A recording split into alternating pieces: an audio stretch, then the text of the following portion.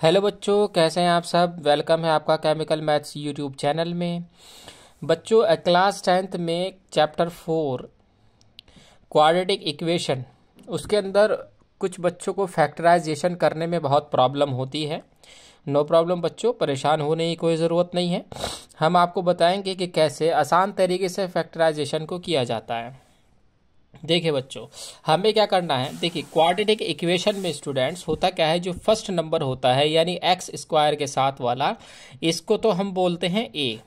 इसको हम क्या बोलते हैं, ए। और जो नंबर एक्स के साथ होता है उसको हम बोलते हैं बी। और जो नंबर कांस्टेंट होता है जिसके साथ कोई वेरिएबल नहीं है उसको हम बोलते हैं सी। तो बच्चों, हमें फैक्टराइजेशन जब करना है तो हमें क्या करना है, सबसे पहले हमें ए और सी की मल्टीप्लाई करनी है बच्चों। ए और सी की, यानी कि इसकी पूरे टर्म की इस पूरे टर्म के साथ मल्टीप्लाई करनी है। मैंने अभी बताया एक्स स्क्वायर के साथ वाला ए होता है, एक्स वाले के साथ वाला बी होता है और कांस्टेंट सी होता है। लेकिन हमें यहाँ पे जो मल्टीप्लाई करनी है बच्चों, ए और सी की मल्टीप्लाई करनी है, लेकिन ए के साथ जो वेरिएबल है उसको भी लेना है। यानी कि मुझे 2x स्क्वायर की मल्टीप्लाई बच्चों -6 से करनी है। साइन के साथ लेंगे ये सी को, ओके। तो 2x स्क्वायर मल्टीप्लाई -6 जब हम बच्चों करेंगे तो ये हो जाएगा -12x स्क्वायर। ध्यान देना बात नहीं, ये जो हमें नंबर्स लेने हैं साइन के साथ लेने हैं। यानी 6 मैंने साइन के साथ उठाया, अगर 2 के साथ माइनस होता तो मैं वो भी उठाता, ठीक है, लेकिन नहीं है। तो 2x स्क्वायर मल्टीप्लाई -6 कितना आया, -12x स्क्वायर। ठीक है। तो बच्चों, जब हम फैक्टर करते हैं तो बीच वाले को ही तो तोड़ते हैं। तो देखिए, तो फर्स्ट वाला ऐसे ही रहेगा, लास्ट वाला भी ऐसे ही रहेगा। काम जो हमें करना है इसके अंदर करना है। यानी कि जो 12x स्क्वायर आया है इसको इस तरीके से तोड़ना है कि अगर सॉरी, ये जो बीच वाला बच्चों नंबर है इसको इस तरीके से तोड़ना है कि दो नंबर में तोड़ना है कि उनकी अगर मैं मल्टीप्लाई करूं तो ये आ जाए, और अगर ऐड करूं तो ये खुद बच जाए। ध्यान देना, अगर ऐड करूं तो ये खुद बचे, और अगर उन दोनों नंबर्स की मल्टीप्लाई करूं तो ये आए। तो देखिए, अच्छा ये देखिए आप, -12x स्क्वायर आया है, ठीक है। क्या 12 2 के टेबल में आता है? आता है। कितनी बार आता है? 6 बार आता है। यानी 2 के टेबल में 6 बार क्या आता है, 12 आता है। यानी दो नंबर कौन से बने, 2 और 6। लेकिन हमें क्या बचाना है यहाँ पे, सिर्फ और सिर्फ +x बचाना है। जिसके साथ कुछ नहीं होता उसके साथ बच्चों 1 होता है, यानी 1x है ये, ठीक है। तो देखिए, अगर मैं 2 और 6 में रिलेशन बनाऊं तो या तो ये 8 बनेगा ऐड करने पर, या फिर ये बनेगा 4 माइनस करने पर। यानी कि 6 और 2 8 बना, या फिर 6 में से 2 में माइनस करूंगा तो 4 बना। लेकिन मुझे चाहिए 1। आगे चलते हैं, 2 के टेबल में ये नई बात बनी। फिर हम देखते हैं 3 के टेबल में बच्चों। 3 के टेबल में 12 कितनी बार आता है, 4 बार आता है। 4 बार, कितनी बार, 4 बार। यानी कि 3 4 जो 12 आता है। और अगर मैं 4 और 3 में रिलेशन बनाऊं तो या तो ये 7x बनेगा, या फिर माइनस करने पर 1 बचेगा। तो बच्चों, इसमें रिलेशन बन सकता है। यानी कि मैं क्या लिख सकता हूं, +4x -3x। अब आप देखिए, मैंने क्या लिया, 4x और -3x, यानी -3x। देखिए, इन दोनों की अगर मैं मल्टीप्लाई करूं, 3 4 जा 12, और x की x से करेंगे तो x स्क्वायर, और ये माइनस इधर आ जाएगा। और अगर मैं इन्हें ऐड करता हूं, सब्ट्रैक्ट करता हूं, तो 4x में से 3x गया, बचा +x। समझ में आ रहा है? यानी कि हमें इस तरीके से इसको तोड़ना है कि उन दो नंबर्स की अगर मैं मल्टीप्लाई करूं तो ये बन जाए, जो कि ए और सी की मल्टीप्लाई करने से आया है, और अगर ऐड करूं तो ये खुद बन जाए, जो कि आप देख सकते हैं। मैंने 3 और 4 लिया, 3 तो मैंने यहाँ पे मल्टीप्लाई करके बताया। तो 4x -3x, जब 4x में से -3x करेंगे तो x बचेगा, जो कि मुझे चाहिए। ठीक है, ये इसके फैक्टर्स आ गए बच्चों। तो यहाँ से मैं कॉमन ले लेता हूँ 2x, तो यहाँ बचा x, 2x तो कॉमन आ गया, तो x बचा यहाँ पर, प्लस 2x से जब हम 4x को डिवाइड करेंगे बच्चों बचेगा 2। ठीक है, अब यहाँ पे देखिए -3x -6, यहाँ से मैं कॉमन ले लेता हूँ -3, तो कितना बचा x +2 इज इक्वल टू 0। +2 क्यों? क्योंकि माइनस तो बाहर ले लिया है, इसका भी और इसका भी, तो यहाँ से ये बचा खाली x और यहाँ पर +2। और एक चीज़ और ध्यान रखना, जो यहाँ पर कॉमन लेने के बाद जो यहाँ पर बनेगा वही बच्चों यहाँ पर बनेगा। ठीक है, अगर नहीं बन रहा है तो हम कहीं ना कहीं मिस्टेक कर रहे हैं। अब आप देख सकते हैं इस पूरे में क्या कॉमन आ रहा है, 2x + 2 कॉमन आ रहा है, तो x + 2 हम कॉमन ले लेंगे बच्चों, कितना बच जाएगा बस 2x -3, क्योंकि x + 2 कॉमन आ चुका है। फिर x + 2 इज इक्वल टू 0 और 2x -3 इज इक्वल टू 0, तो x इक्वल्स टू -2 और 2x इज इक्वल्स टू 3, तो x इक्वल्स टू 3/2 बच्चों इसके रूट्स आ गए हैं, यानी फैक्टर्स आ गए हैं। ठीक है, अगर आपको समझ में नहीं आया तो एक क्वेश्चन हम और ले लेते हैं। ओके स्टूडेंट्स, ये क्वेश्चन आपका मैंने NCERT से ही लिया है, चैप्टर 4 में से एक्सरसाइज 4.2 में से ही मैंने ये क्वेश्चन लिया है। तो बच्चों एक क्वेश्चन और हम ले लेते हैं, 2x² - x + 1/8, ये हमने क्वेश्चन ले लिया बच्चों। एक बार फिर आपको हम बताएंगे। अब देखिए ये फ्रैक्शन में है, पहले तो हम इसका एलसीएम लेकर के इसको फ्रैक्शन में से हटा देंगे, तो एलसीएम तो बच्चों 8 आएगा। एलसीएम क्या आएगा 8। ठीक है, यहाँ पर नीचे 1 है, यहाँ 1 है, तो 1 के टेबल में 8 कितनी बार आता है, 8 बार आता है। 8 × 16x² माइनस 1 के टेबल में 8 बार आता है, तो 8 की x से करेंगे 8x। 8 के टेबल में 8 1 बार आता है, 1 की 1 से करेंगे तो 1 इक्वल्स टू 0। अभी इसकी क्रॉस मल्टीप्लाई हम करेंगे तो 8 0 की तरफ चला जाएगा, 8 खत्म हो जाएगा।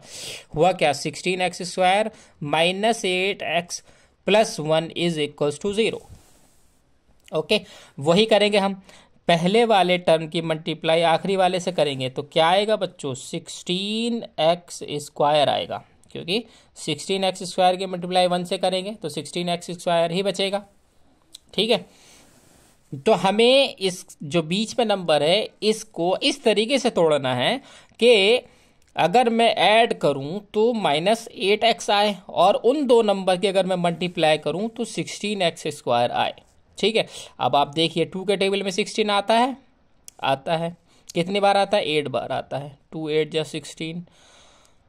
2 और 8 को अगर मैं रिलेशन बनाऊं, ऐड करूं, ऐड करने पर 10 आ रहा है, सब्ट्रैक्ट करूं तो 8 में से 2 गए तो बचा 6, लेकिन मुझे 8 चाहिए, नहीं बना। आगे चलते हैं, 3 के टेबल में 16 आता नहीं, 4 के टेबल में देख लेते हैं। 4 के टेबल में बच्चों 4 4 = 16 होता है, तो आप देख सकते हैं अगर मैं 4 4 को ऐड कर दूं तो 8 बन रहा है ना, बन रहा है ना। अरे बच्चों समझ में आ रहा है कि नहीं आ रहा है, नहीं आ रहा है, चलिए कोई बात नहीं, दोबारा बताते हैं। 4 की मल्टीप्लाई जब हमने 4 से की तो आया 16, और इन दोनों को हम ऐड करेंगे तो आया 8, और हमें चाहिए 8, लेकिन माइनस का चाहिए बच्चों। ठीक है, तो पहले वाले के साथ तो हम छेड़छाड़ नहीं करते हैं 16x², और एंड वाले के साथ भी कोई छेड़छाड़ नहीं, तो -8x, इसको मैं क्या लिख सकता हूँ -4x -4x। अब देखिए 4x माइनस के मल्टीप्लाई 4x माइनस के, 4 4 = 16, माइनस प्लस के 16, और x की x से करेंगे तो x²। ओके, तो मल्टीप्लाई करने पर प्लस के 16x² आ रहा है, और ऐड करने पर यानी -4 आ रहा है -8। बस यहाँ से हम कॉमन ले लेंगे 4x, तो यहाँ कितना बचा 4x, यहाँ बचा -1। यहाँ से क्या कॉमन लेंगे बच्चों, -1 कॉमन लेंगे। -1 कॉमन क्यों लेंगे, मैंने आपको बताया ये चीज़ यहाँ पर और यहाँ पर सेम आनी चाहिए। -1 में कॉमन लूंगा तभी तो -4 + के 4x बनेगा, और -1 + के 1 -1 बनेगा, बन गया सेम। तो -4x और -4x कॉमन आ रहा है, ले लेते हैं, सॉरी 4x -1 पूरा कॉमन आ रहा है, यहाँ से कॉमन ले लिया, बचा क्या 4x -1 बचा। ठीक है, तो फैक्टर्स क्या हो जाएंगे, 4x -1 is equal to 0, 4x -1 is equal to 0, तो x equals to 4x equal to 1, 4x is equals to 1, तो x की वैल्यू बच्चों 1/4, x की वैल्यू इक्वल्स टू 1/4, ये आपके फैक्टर्स आ गए हैं। ठीक है, ओके, इसके बाद बच्चों हम चलते हैं नेक्स्ट क्वेश्चन की तरफ। मैं एक और क्वेश्चन आपको बता देता हूँ, ठीक है।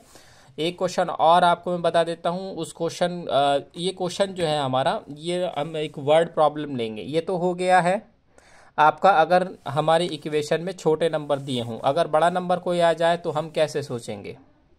ये बच्चों आपके एनसीईआरटी का ही क्वेश्चन है। Find two numbers whose sum is 27 and product is 182। तो हम मान लेते हैं let the first number be x, और सेकेंड नंबर बच्चों क्या हो जाएगा 27 माइनस एक्स, क्योंकि दो नंबर्स का सम 27 है। अगर देखिए, अगर किसी बच्चे के पास 20 रुपए हैं, उसमें से 10 रुपए किसी को उसने दे दिए, तो कितने बचे 10 बचे ना। तो आपने क्या किया, 10 रुपए को 20 रुपए में से माइनस कर दिया, तो आपके पास 10 रुपए बच गए।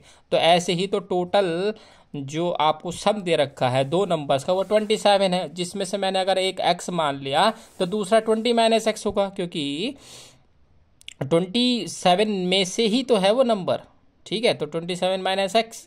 तो अकॉर्डिंग टू क्वेश्चन आपको क्या कह रहा है कि find the two numbers whose sum is 27 and product is 182। तो दो नंबर आ गए हमारे पास, इन दोनों का प्रोडक्ट मतलब मल्टीप्लाई क्या दे रखी है 182। बच्चों इसकी हम मल्टीप्लाई कर देंगे, 27 x minus x square is equal to 182। फिर ये एक्स स्क्वायर उधर ले जाएंगे, क्योंकि इसके सामने नेगेटिव साइन आ रहा है, इसको पॉजिटिव बनाना है। तो x square minus 27 x plus 182 is equals to 0। अब देखिए, मैंने बोला था, देखो मेरा मकसद आपको फैक्टराइजेशन बताना है, तो इसकी मैंने इससे मल्टीप्लाई की बच्चों। तो मल्टीप्लाई करने के बाद क्या आया 182 एक्स स्क्वायर। अब -27 को इस तरीके से तोड़ना है कि अगर हम उसको ऐड करें तो ये खुद आए, और उन दो नंबर की मल्टीप्लाई करें तो 182 एक्स स्क्वायर आए।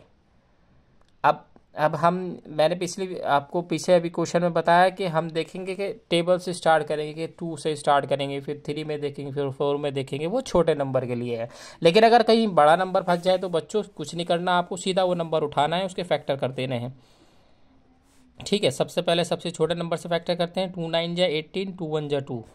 अब ये 3 से नहीं कटेगा, 4 से नहीं कटेगा, 5 से नहीं, 6 से, 7 से कट जाएगा। 7 बन जा 7, 7 3 जा 21, फिर 13 बन जा 13, ठीक है। ये फैक्टर्स आए। अब 7 2 जा कितना होता है बच्चों 14, और एक हमारे पास नंबर है 13, ठीक है। एक नंबर हमारे पास क्या है 13, 7 2 जा 14, और एक नंबर है 13। अगर मैं इनको ऐड करूं बच्चों तो आ रहा है 27, आ रहा है, ठीक है। तो और अगर मैं इनकी मल्टीप्लाई करूं, आप मल्टीप्लाई करके देख लीजिए, 14 इंटू 13, 3 4 जा 12, 3 1 जा 3, और एक 4, 4 1 जा 4, 1 1 जा 1, 2 8 1। मल्टीप्लाई करके कितना आ रहा है 182, ओके। तो यानी कि मुझे रिलेशन किस में बनाना है 14 और 13 में, यानी कि एक्स स्क्वायर।